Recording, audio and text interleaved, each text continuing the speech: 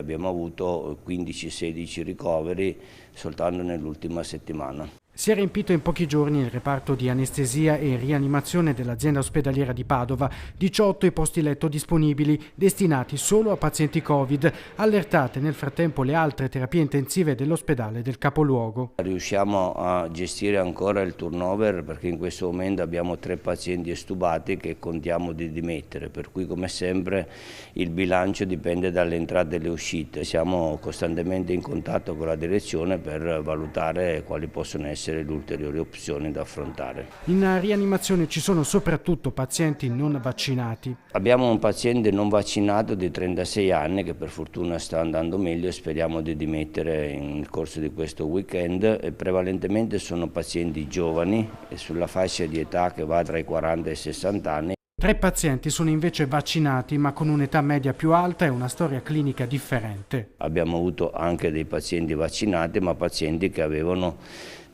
patologie a carico del sistema con ripercussioni sul sistema immunitario, quindi immunodepressi, pazienti in chemioterapia, pazienti oncologici, con malattie emato-oncologiche, insomma pazienti con problemi di difesa immunitaria che nonostante fossero vaccinati, poi alcuni sono venuti qui in terapia intensiva.